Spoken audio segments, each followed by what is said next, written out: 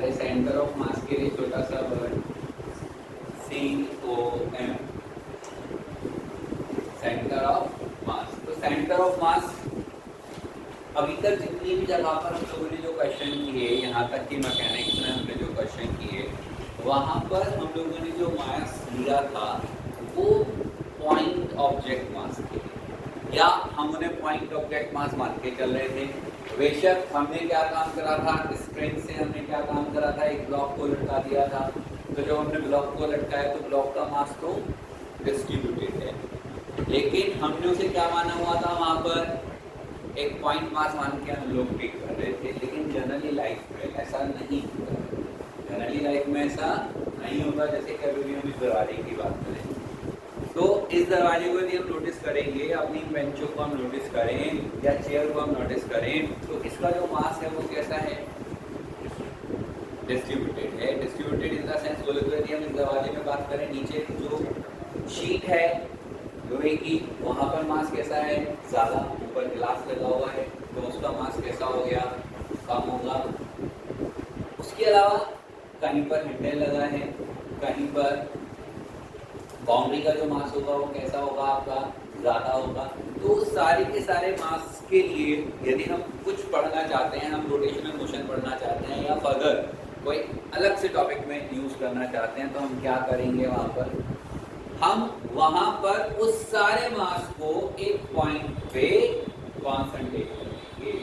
क्या कर देंगे हम वहाँ पर एक पॉइंट पे कॉन्सेंट्रेट करके उसे पढ़ने वाले हैं। तो दैट पॉइंट जहाँ पर whole mass is to be concentrated is to be concentrated, is not concentrated, is to be concentrated।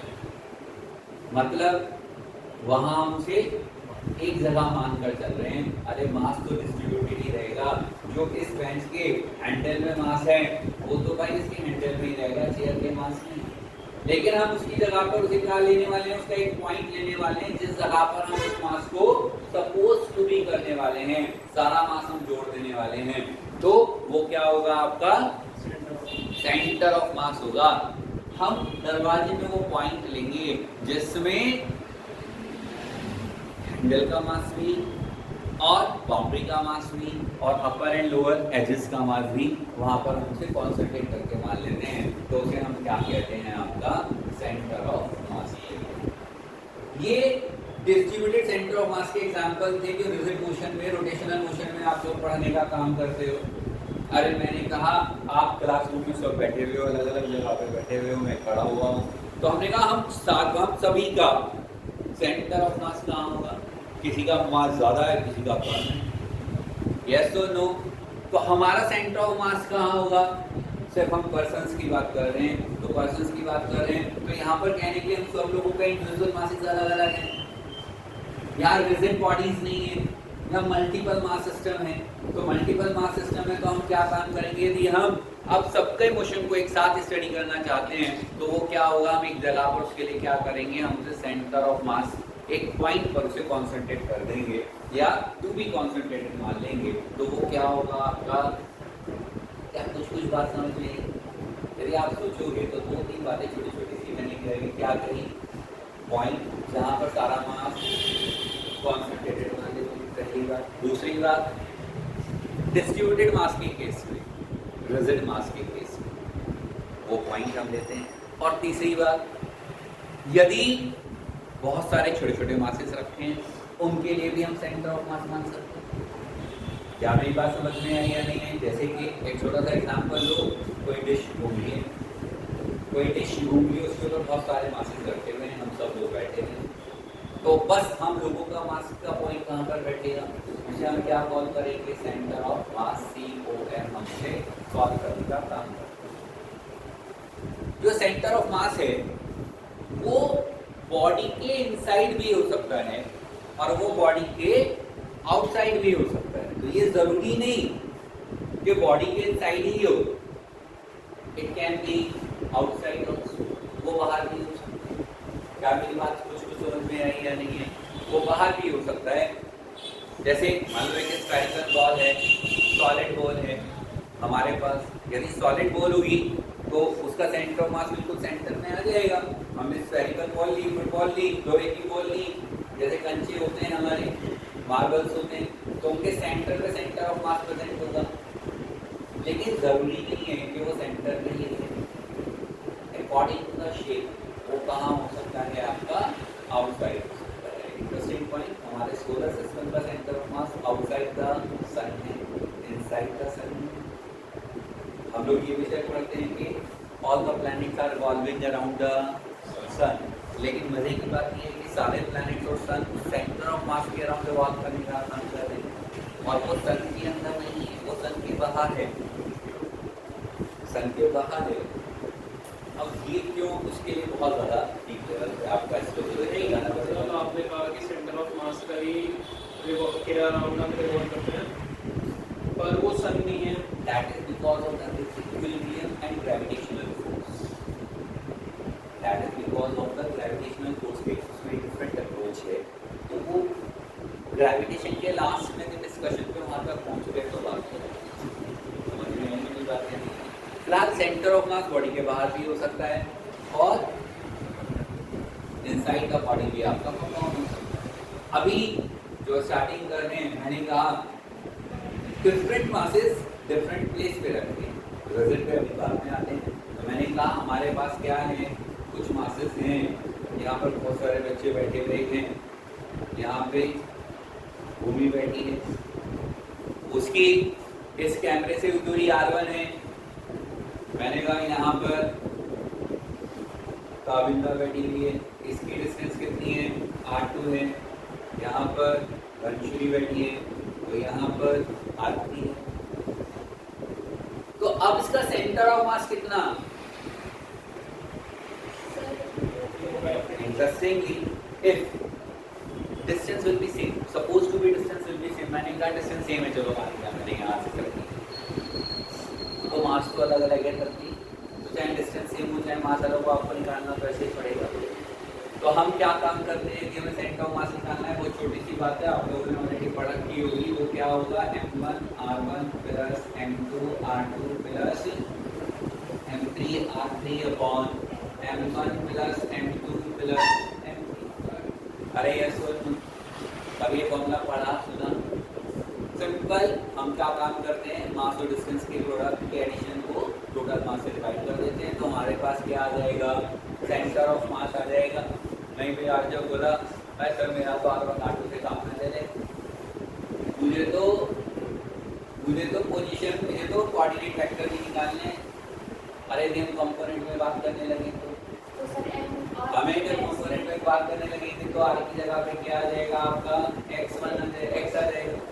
ये क्या हो गया, सेंटर ऑफ मास है तो Cm लिख देते हैं, CO1 की जगह पे हम Cm यूज करेंगे, हर जगह पे सेंटर ऑफ मास हम यूज करेंगे। तो हमारे पास क्या हो जाएगा, m1 x1 plus m2 x2 plus m3 x3 upon m1 plus m2। और मैंने कहा YCm कितना होगा, 3 आ जाएगा। अरे मैंने कहा यहाँ पर क्या हो जाएगा, m1 y1 plus m2 y2 plus m3 y3 upon m1 plus m2 plus m3।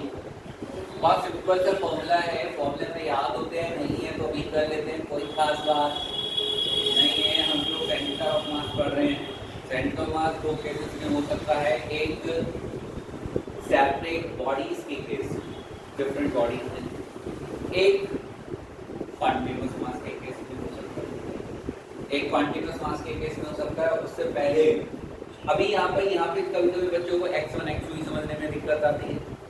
अरे x1 क्या है, x2 क्या है, तो जो x निकाल रहे हैं तो y से दूरी, और जब y निकाल रहे हैं तो x से दूरी, बस दो ही चीज देखनी है, x को अलग देखना है, y को अलग देखना है, जैसे कि हम प्रोजेक्टाइल मोशन से करते आ रहे हैं। धनश्री कॉमन स्टील के मैं बता रहा हूँ, याद रखिए मेरी बात को, क्या x देखना है तो y से कितना दूर है देखो, और y देखना है तो x से कितना दूर है देखो। क्या मेरी बात समझ में आ रही है, याद रहेगी कि नहीं रहेगी?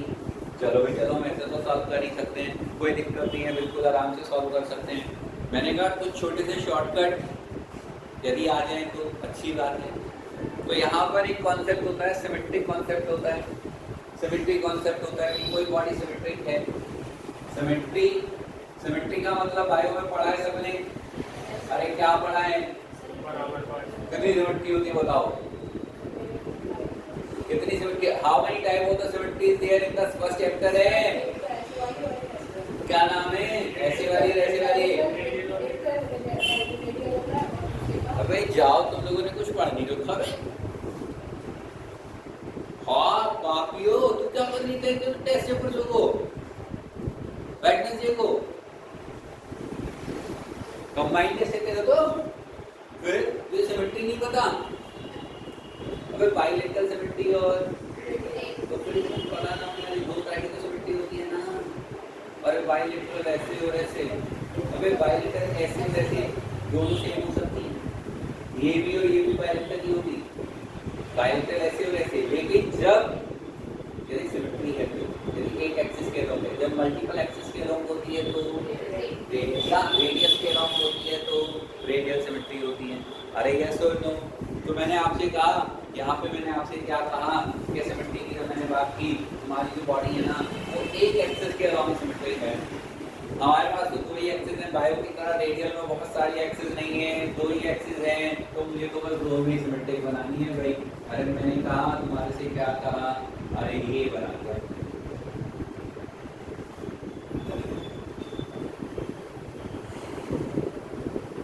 जब मैं इस आई को बनाता हूं तो क्या ये वाई के लॉन्ग सिमेट्री है? ऐसे काट दूं तो दो आइडेंटिकल पार्ट बने, और ऐसे कट करूं तो दो आइडेंटिकल पार्ट बने। अरे यस और नो? मैंने कहा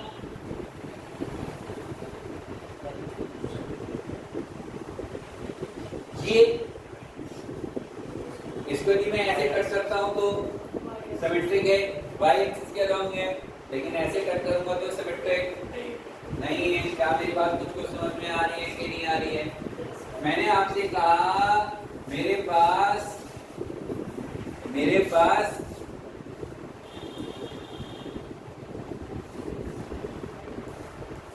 ये एक डी है, ये डी है, और इस तरह से ये सिमेट्रिक है, तो ये भी तो एक ही एक्सिस के अलोंग सिमेट्रिक है कि नहीं है? अरे बोलो भाई। मैंने कहा भाई मेरे पास एक सर्कल था, तो वो दो एक्सिस के अलोंग सिमेट्रिक होगा। अरे यस और नो? तो जो फिगर्स हैं वो दो एक्सिस के अलोंग सिमेट्रिक हो सकती है, वो सिंगल एक्सिस के अलोंग सिमेट्रिक हो सकती है। अभी मैंने जो दोनों एग्जांपल लिए हैं वो नीचे वाला, वो दोनों किसके अलोंग सिमेट्रिक हैं? किसके अलोंग सिमेट्रिक हैं? वाई एक्सिस के। तो वही उसका आएगा एग्जांपल वाई का, एक्स का। हो सकता है इन्हीं शेप को घुमा के बना दें तो, जैसे एक और लिया मैंने ट्राइंगल, तो ये ट्राइंगल किसके अलोंग सिमेट्रिक है? ये भी वाई के है। लेकिन यदि मैं ट्रायंगल ऐसे बना दूं तो, यदि मैं ऐसे बना दूं तो ये एक्स एक्सिस के अलोंग सिमेट्रिक है। क्या मेरी बात समझ में आई या नहीं आई? तो भाई जब सिमेट्रिक फिगर्स होती हैं तो हमारे लिए थोड़े से शॉर्टकट हम यूज कर सकते हैं। हम क्या शॉर्टकट यूज कर सकते हैं कि अगर दोनों एक्सिस के अलोंग सिमेट्रिक है तो इंटरसेक्शन पॉइंट पर ही सेंटर ऑफ मास होगा। मुझे इसको निकालने की जरूरत नहीं है, यही पे सेंटर ऑफ मास होगा, यानी कि मैं यहाँ तक की डायरेक्ट डिस्टेंस निकाल सकता हूँ, यहाँ पर भी डायरेक्ट सेंटर देगा। अरे यस सर, यदि हमारे पास तरबूज को काटें, खाने की इच्छा मत करना अभी, तो वो तो एक स्फेरिकल शेप में है, स्फेरिकल सा काटते हैं, इलॉन्गेटेड नहीं काटा है। तो जब हमने स्फेरिकल काटा तो उसका सेंटर ऑफ मास कहाँ आएगा?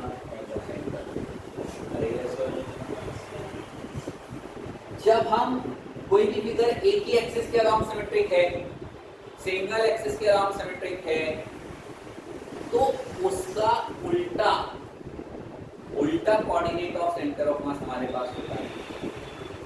ये किसके अलोंग है? तो मुझे कौन सा मिला? एक्स ही। मुझे अब एक्स निकालने की जरूरत नहीं, यहाँ से तो वो इसी पे आएगा, जहाँ ही जाके एक्सिस कट करेगी, एक्स कोऑर्डिनेट जो आएगा वो यहीं पे इसी पे आएगा, इसी डिस्टेंस पे आएगा, इसी एक्सिस पे आएगा। वाई मुझे निकालना पड़ेगा। जिसके अलॉन्ग सिमेट्रिक है वो निकालना है, जो दूसरे वाला है वो हमें मिल जाता है। क्या मेरा स्टेटमेंट समझ में आया? मेरे पास ये x है, मेरे पास ये x है कि अलॉन्ग सिमेट्रिक है, तो मुझे कौन सा कोऑर्डिनेट आसानी से मिल जाएगा? y से मतलब x से डिस्टेंस y कोऑर्डिनेट मिल जाएगा, और जिसके अलॉन्ग सिमेट्रिक है वो निकालना पड़ेगा। यदि ये दोनों के अलॉन्ग सिमेट्रिक था तो दोनों मिल जाएंगे, और यदि एक के अलॉन्ग है तो दूसरे वाला मिल जाएगा, और वो वाला कोऑर्डिनेट ऑफ सेंटर ऑफ मास हमें निकालना पड़ेगा। क्या मेरी बात समझ में आई? हम लोगों ने इन वाले फॉर्मूलों में क्या यूज़ किया? जो मास था उसको पोजीशन के साथ मल्टीप्लाई किया, मास को हमने एक्स कोऑर्डिनेट के साथ मल्टीप्लाई किया, हमने मास को हमने वाई कोऑर्डिनेट के साथ मल्टीप्लाई किया। तो एक जनरल चीज़ मैं आपको यहाँ बता रहा हूँ जो हर जगह पे यूज होती है, पावर के फॉर्मूले में भी यूज होती है, अनलिमिटेड जगह जब भी कभी आपको मेन करंट निकालनी होती है, एवरेज चीज़ें निकालनी होती है, वहाँ पर हम लोग इसे यूज़ करते हैं।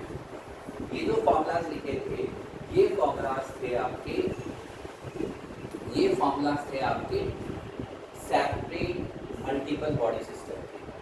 सेपरेट मल्टीपल बॉडी सिस्टम के थे, सब लोग अलग अलग बैठे हुए हैं, उन सबके अकॉर्डिंगली हम लोगों ने एक सेंटर ऑफ मास की पोजीशन बताई।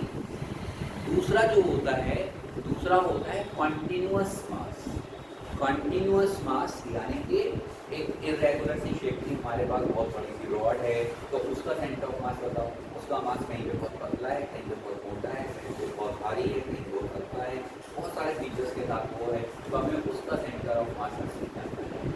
तो जब कभी भी कॉन्टिन्यूअस सेंटर ऑफ मास आपको निकालना होगा तो आप क्या काम करो, हमेशा आप उसको, क्योंकि मास वेरिएबल है और वेरिएबलिटी है तो क्या यूज़ करोगे? कैलकुलस यूज़ करोगे। तो आप उसको हमेशा कैसे निकालोगे?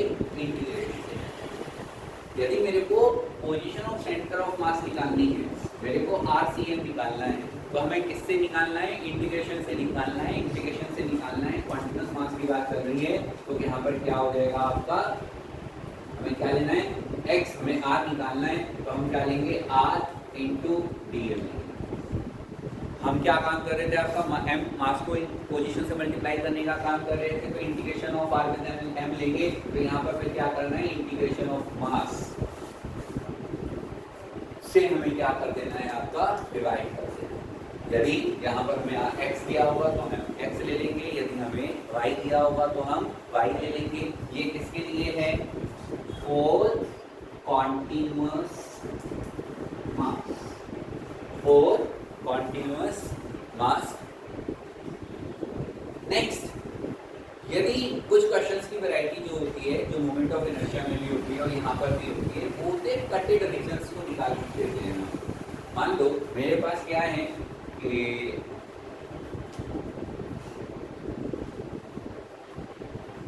एक, मेरे पास एक स्फेरिकल बॉडी थी, मेरे पास एक प्लेट थी, डिश थी, या किसी भी शेप की बॉडी हो, और मैंने क्या काम किया? उसमें से एक उसी के जैसी आइडेंटिकल बॉडी को काट के दूर कर दिया। तो जब ये फुटबॉल थी तो इसका सेंटर ऑफ मास कहाँ था? सेंटर पे था। जब ये प्लेट थी, डिश थी, तो इसका सेंटर ऑफ मास कहाँ पे था? सेंटर पे था। तो मैंने इसमें से काट के निकाल दी एक बॉडी को। ज़्यादातर केसेस में r/2 रेडियस का निकाला हुआ है, एक दो क्वेश्चन हम करेंगे, एक दो क्वेश्चन में है। तो जब हम इसे काट के निकाल देंगे तो अब रिमेनिंग जो बॉडी बची उसका सेंटर ऑफ मास कैसे निकालूं? उसका रिमेनिंग बॉडी का सेंटर ऑफ मास कैसे निकालूंगा? तो यहाँ पे शॉर्टकट है, शॉर्टकट है क्योंकि बॉडी फिक्स है, यहाँ साइज वेरिएबल नहीं है, तो यहाँ कैलकुलस की जरूरत नहीं पड़ेगी, तो उसमें टफ हो जाएगा। रैदर देन हम इससे यूज करेंगे, फॉर्मूले से हम लोग इसे यूज कर सकते हैं। तो फॉर्मूले से जब हम यूज कर सकते हैं तो हमें कुछ नहीं करना, हमें जब RCM निकालना है तो पूरी बॉडी का मास कितना था? m, और उसका जो भी मतलब पोजीशन थी, तो जो भी पोजीशन आप लोगे r लोगे आप उसकी, है ना? तो ये अब R1 कह देते हैं इसे हम। अब हम क्या काम करेंगे? ये बॉडी हमने काट के निकाली है, तो इसका भी तो कुछ मास होगा, तो वो से स्मॉल m मान लेते हैं, छोटी बॉडी का मास, और उसकी पोजीशन को हम क्या मान लेते हैं? R2 मान लेते हैं, तो उसे इसमें से घटा देते हैं। सिर्फ माइनस कर दो वहाँ पे प्लस की जगह पे, और अपॉन में क्या कर दोगे? m माइनस है, क्योंकि अब मास क्या हो गया? टोटल ओवरऑल आपका कम हो गया। तो इससे हम क्या निकाल सकते हैं? Whenever the portion is remove, तो रिमेनिंग पोर्शन का यदि हम लोगों को सेंटर ऑफ मास निकालना है तो हम क्या काम कर देंगे? बस माइनस ही आएंगे अपने सिंपल वाले फॉर्मूले में। अरे यस और नो? हम लोग क्या कर रहे हैं, वो 4th पॉइंट जो पीछे रह गया। 4th पॉइंट, अरे जो हम लोग कर क्या रहे हैं, हम क्या निकाल रहे हैं, हम सेंटर ऑफ मास निकाल रहे हैं। सेंटर ऑफ मास क्या है? सेंटर ऑफ मास एक पोजीशन है जहां एक पॉइंट है जिस जगह पे हमने सारा मास माना हुआ है। यही तो बात कह रहा हूं ना मैं आपको, सारा मास माना हुआ है। अरे वो सब पॉइंट, जैसे मान लो हम अपनी बात करें तो पॉइंट कहाँ मानूं, कहाँ मानूं, कहाँ लेंगे, उसको डिफाइन कैसे करोगे? अबे उसे तो डिफाइन करना है, हमें बेसिकली क्या करना है, उस पॉइंट को डिफाइन करना है। तो डिफाइन करने के लिए कोई ना कोई इनिशियल पोजीशन तो मुझे माननी पड़ेगी ना, कोई ना कोई इनिशियल पोजीशन माननी पड़ेगी। यानी कि यहाँ पे सबसे पहले ओरिजिन का सिलेक्शन बहुत इंपॉर्टेंट है। अरे क्वेश्चन कहाँ से शुरू करना चाहते हो ये तो बता दो पहले, समझ में आई मेरी बात या नहीं आई? पोजीशन कहाँ से शुरू करना है वो सबसे इंपॉर्टेंट है। सिलेक्शन ऑफ इनिशियल पोजीशन, और रेदर देन, इससे ज्यादा वर्ड, अच्छा वर्ड क्या है, ओरिजिन। जहां से भी आपको सेलेक्ट करना है। मान लो मैंने तुम्हारे देखा इसका सेंटर ऑफ मास बताओ, इसने कहा सेंटर पे है, सही है, यहाँ पे है, ये रेडियस होती है। नहीं तू वो बोली, मैं तो यहाँ से मानूंगी। तो अब यहाँ से कितना है, आर है। क्या मेरी बात समझ में आई कि नहीं आई? नहीं बहुत बुरा, अबे नहीं मैं तो यहाँ से मानूंगा। समझ में आ गई मेरी बात या नहीं आ गई? तो इसकी जो पोजीशन होगी वो ये वाली हो गई। तो सबसे इंपॉर्टेंट पॉइंट क्या है हमेशा, ऑरिजिन का सिलेक्शन। के कहाँ से पूछा एक क्वेश्चन पे पकड़ गई लाइनें यहाँ पे पकड़ने की, क्वेश्चन को पकड़ने की, वरना इस बात में ले रहोगे कहाँ से लें। क्या मेरी बात समझ में आई कि नहीं है? क्लियर एकदम से, कोई दिक्कत तो नहीं है।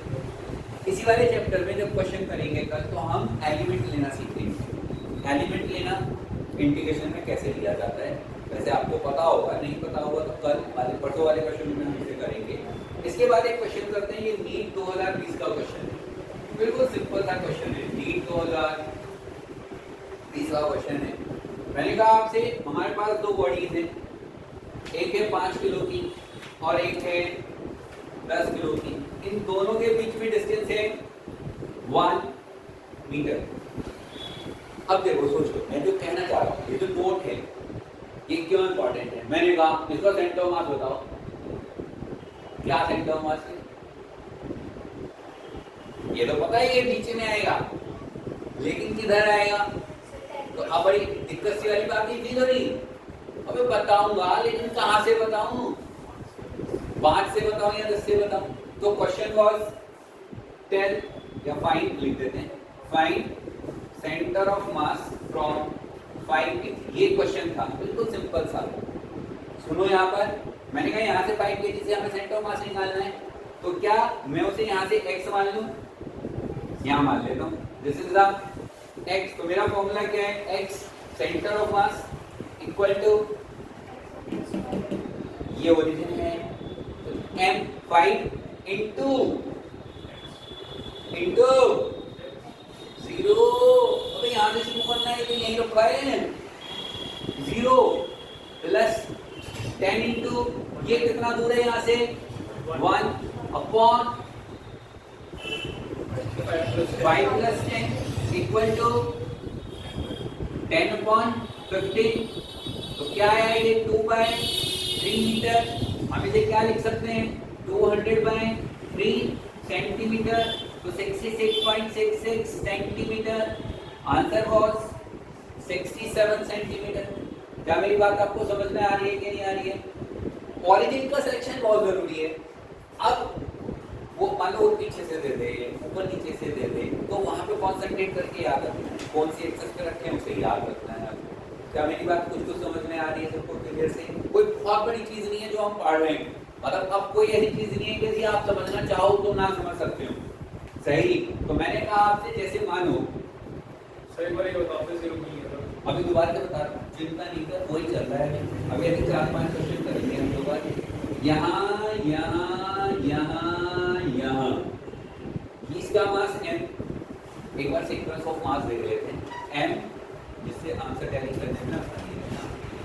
m 2 m 3 m 4 ये वाला 4m का मास है। ऐसे अरेंज्ड मास है। मान लो आप चारों ऐसे बैठे हुए हो, हमने अब देखो एक्सेस बना दी तो आपको पता लग गया ओरिजिन ये है, पता लग गया ना। तो अब ऐसे क्वेश्चन में मुझे कोऑर्डिनेट लेने की, ओरिजिन लेने की जरूरत नहीं है ना।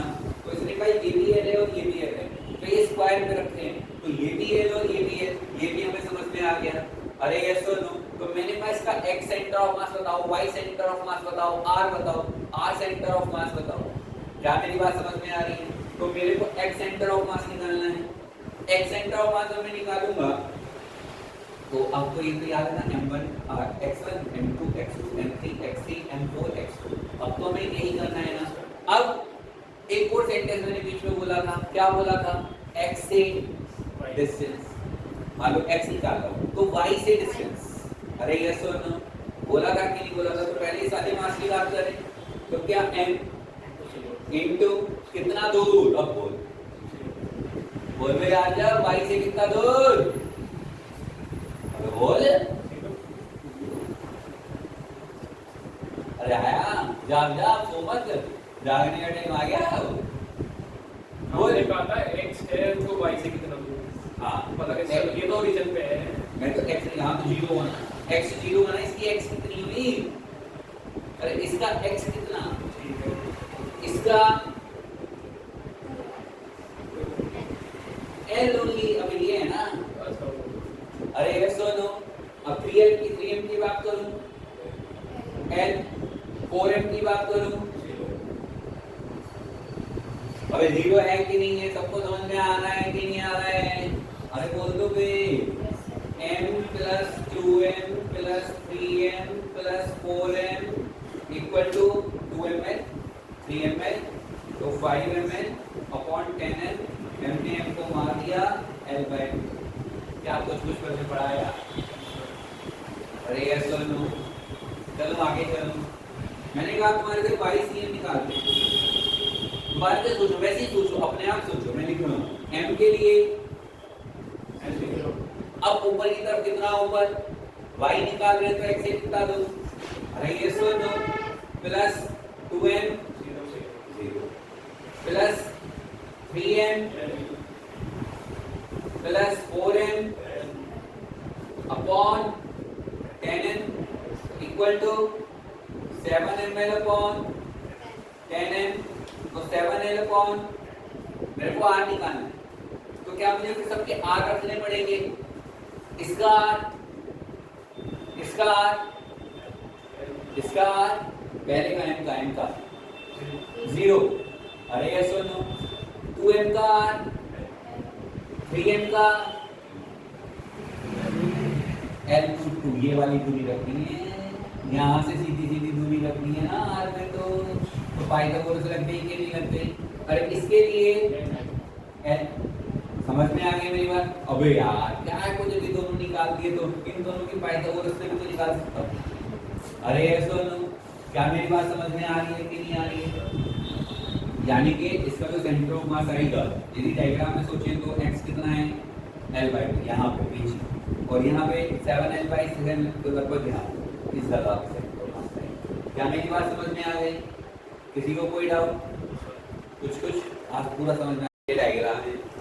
आपकी बात 3 मास रखे हैं, यहाँ पर भी m है, यहाँ पर भी m है, यहाँ पर भी m है। अरे यस और नो, अभी xcm निकालना है, देखो जल्दी जल्दी देखो। अरे ये वाला मास जरा नजर देखते हुए बोर्ड पे रहे ना, मास देखने तो के ये वाला मास, तो डिस्टेंस प्लस ये वाला मास, डिस्टेंस l नहीं 0, अब x निकालना है ना, एक मिनट, y से कितना दूर है? इसके लिए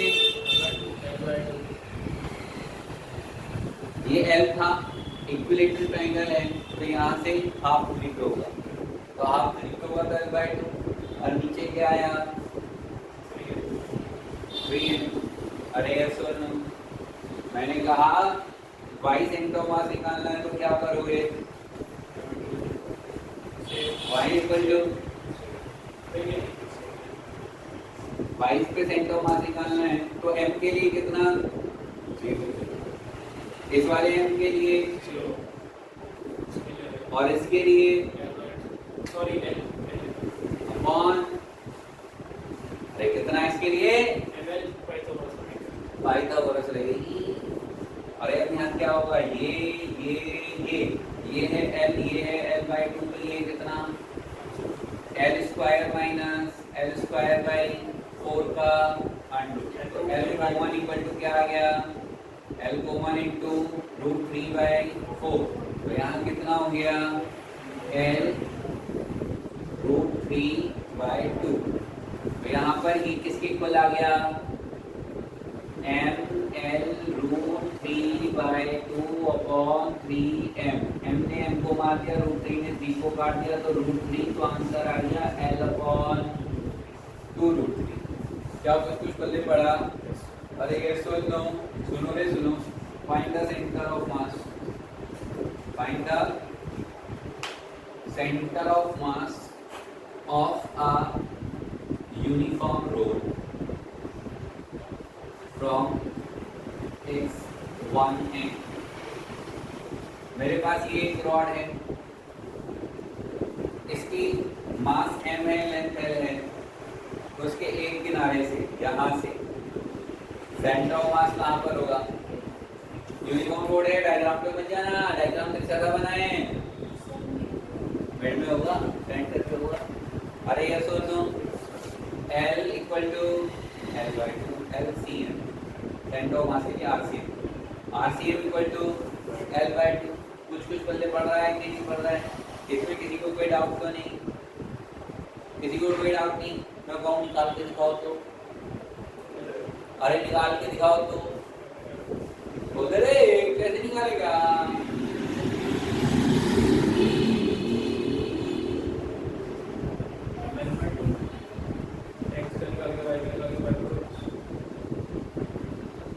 समझने का है, समझ बोलो।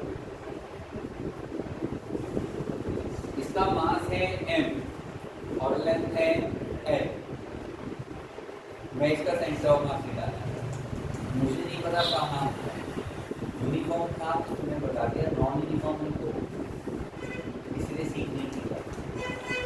मैं यहाँ से उसे x पे मान, मैंने अभी कहा था हम सीखेंगे ठीक है, तो जब ऐसे क्वेश्चन आ जाए तो हम अपनी मर्जी से क्या मान लेते हैं, इतना सा हिस्सा, इतना सा पार्ट, जिसे हम कहते हैं स्मॉल एल, इतना सा पार्ट, इतना से का मतलब याद है सबको, बिलाई के लिए आई, क्या बिलाई नहीं है देवी। तो आज क्या करना है, घर पे जाके एक मोटा सा नया रजिस्टर खरीद के लेके जाना है, बताइए पेज के तक तो इसी पे लिख ली, जितने पेज बचे हैं, पेज के पहले पेज पे पहली लाइन में 0 के बाद पॉइंट लगा देना है, क्या कर देना है, 0 के बाद पॉइंट लगा देना है, और फिर पूरे रजिस्टर में 0 0 0 0 0 लिख के भरते चले जाना है,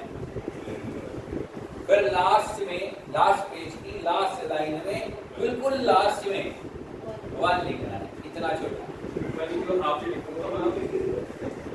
समझ में आ गया कि नहीं आ गया। अपनी मर्जी से हम लोग एक स्मॉल पीस लेते हैं, उसे हम स्मॉल एलिमेंट बोलते हैं, हम उसे स्मॉल एलिमेंट बोलते हैं, तो मैं ये मान लेता हूँ उसकी जो डिस्टेंस है वो x है, तो इसका मास कितना, इसका मास कितना, तो L का, इसकी लेंथ जो है वो कितनी है, dx है, तो इसका जो L का मास है वो कितना है m, तो 1 का मास कितना होगा m अपॉन l, तो dx का मास कितना होगा m upon l into dx। Electrostatics में बहुत यूज करेंगे या रोटेशन में यूज सीखा क्या मेरी बात समझ में आ गई। तो यदि मुझे इसका सेंटर ऑफ मास निकालना हो तो, बताना हो तो, ये तो छोटा सा है तो इसका तो x ही रहेगा। अरे ये सुनो, इसका यदि मुझे सेंटर ऑफ मास निकालना है स्मॉल का, तो हम क्या काम करेंगे, हम इसको x into dm upon dn solve कर दिया। यहाँ पे ये क्या था, x का मास, तो ये तो dm है ना, ये तो dm है। जब ये dm है तो मैं क्या करूंगा, x इंटू इसकी वैल्यू को पुट कर देता हूँ, किसी को कोई दिक्कत? अरे ये ml तो कॉमन आ जाएगा, ml कॉमन, अंदर क्या बचा x इंटू और dm का इंटीग्रेशन करेंगे तो क्या आएगा, m ने m को, तो यहाँ x का इंटीग्रेट करेंगे तो क्या आएगा, x square by 2 into l। ये जो एलिमेंट हमने लिया ये कहां से कहां तक ले सकते हैं, यहां से यहां तक ले सकते थे ना। अरे किसने यहीं पे लिखा किनारे 2 1 ऊपर कहीं भी ले सकता है, तो हमारी मर्जी चल रही है। तो इसकी लिमिट क्या बैठी, कहां से कहां तक, 0 से l तक। तो 0 से l तक तो इसकी लिमिट 0 से l तक थी, तो यहाँ पर 0 से l थी, तो यहाँ पर 0 से l थी, नीचे वाले 0 से l, तो इसकी क्या होगी 0 to l, तो यहाँ पर क्या होगा l स्क्वायर अपॉन, तो l बाय 2। मैंने ये l बाय 2 निकालने के लिए नहीं कराया है लॉरेंस, पता है क्यों कराया है, क्यों कराया भाई, ये मेथड सीखना है, वर्क डालना है वाला मेथड। हम पहले एलिमेंट लेते हैं, बहुत छोटा होता है, कितना छोटा होता है ये फील हो गया आज जब आपको अच्छे से, है ना, और उसको इस फॉर्मूले से क्या करना है, फिर आपका इंडिकेट करके कैलकुलेट करना है, क्योंकि कल को फिर सर्कल का निकलवाऊंगा और इलेक्ट्रिक बिल पे तो क्वेश्चन आया हुआ है। सही, एक पेंसिल m मास लेंथ है, फिर हमारे पास 3 रुपए वाला पेन, मास 2m लेंथ है, फिर हमारे पास एक कोई भारी सा बढ़िया सा पेन, थोड़ा उससे भारी, तो उसका मास 3m इंटू है। एक और क्या उससे भारी 4m लेंथ है। एक और बड़ा भारी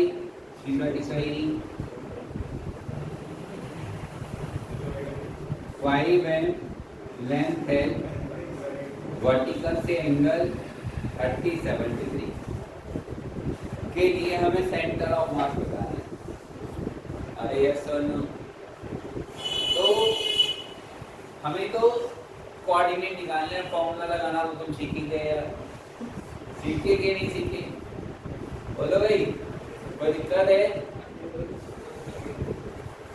एक मास m का है, दूसरा 2m का है, तीसरा 3m का है, 4m का है, 5m का। इसलिए करा रहा हूँ कि कोऑर्डिनेट लेने में छोटी मोटी गलती ना करो, ऐसे लेवल का आने की तकनीक में बहुत ही कम है इस लेवल पे इतना काम करने के, लेकिन छोटी मोटी गलती ना हो। Centre of mass x axis से देखना, वाई एक्सिस से देखना आसानी से आ जाए, थोड़ा बहुत घुमा फिरा दो तो आप इजीली सॉल्व कर दो उसे।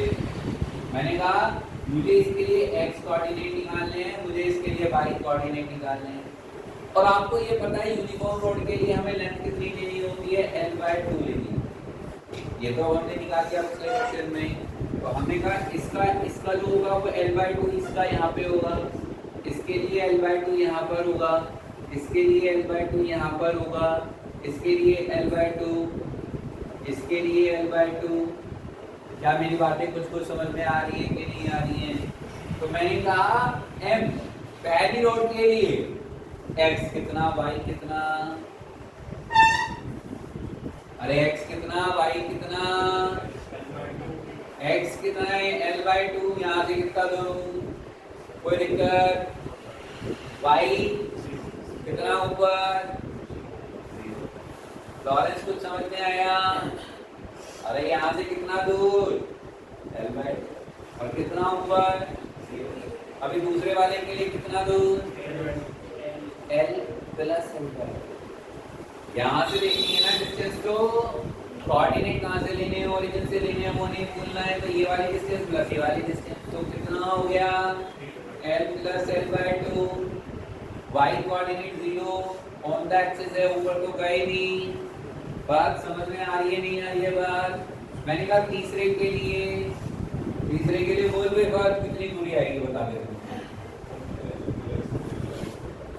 L प्लस L, x यहाँ से कितना दूर, तो L, एक L दूसरा है, बस इतनी तो दूरी है। अरे यस और नो? हाँ, और कितना ऊपर है L में? अब पूछ दोबारा से पूछ, क्या पूछना है ये सिखाना कुछ बोल बेटा, कुछ समझ में आ रहा है? L 12 तो 1, कितना दूर गए और कितना ऊपर गए, तो L/2 गए। अभी हमें 4m की बात करनी है। 4m में L प्लस L क्यों, माइनस क्यों, ये तो x है। L/2 समझ लो, आपको x पूछा मैंने कितना दूर, अरे यहाँ से कितना दूर L, नहीं आई बात समझ में अभी? और कितना नीचे, वो तो y आ गया ना फिर, तो यानी कि माइनस L/2। अरे यस और नो? अभी उसके लिए बात करनी है 5 के लिए, तो कैसे, ये सेंटर ऑफ मास था ना, ऐसे और ऐसे, 2L + 5। तो यहाँ L साइन और यहाँ L कॉस। क्या मेरी बात समझ में आ रही है कि नहीं आ रही है? सर 5 होगा सॉल्व करना है। भाई तो कैसे वाली तो दी है हमने, हाइपोटेनस तो दिया है, उसे दो हिस्सों में तो बांटना है। x की डिस्टेंस निकालनी है, y की निकालनी है। x और y की होते और सिंगल निकालनी होती तो पाई का बरस लगाता है। क्या बात समझ में आई कि नहीं आई? तो यहाँ क्या आएगा बोलो, कौन बोला, सब बोलो एक साथ। L plus L sine 37। यार बोलो ना, आया कि नहीं आया? अरे उसके लिए सोच के बोलना, बोल में वही सोच के, L cos 5। अरे ऐसा तो सेंटर ऑफ मास तो आगे जाएगा ना, L/2 का निकालना है ना। मैंने रोड की लेंथ को रिजॉल्व किया है वहां पर, तो मैं L/2 लेना है। अब जब हमें वो निकालना है कोऑर्डिनेट सेंटर ऑफ मास, इसको इससे मल्टीप्लाई डिवाइडेड बाय 15 है। यदि मुझे y कोऑर्डिनेट निकालना है तो मल्टीप्लाई और इसको इससे मल्टीप्लाई अपॉन 15 है। तो दैट विल कम्स हमारा सेंटर ऑफ मास। क्या मेरी बात समझ में आई? तो फटाफट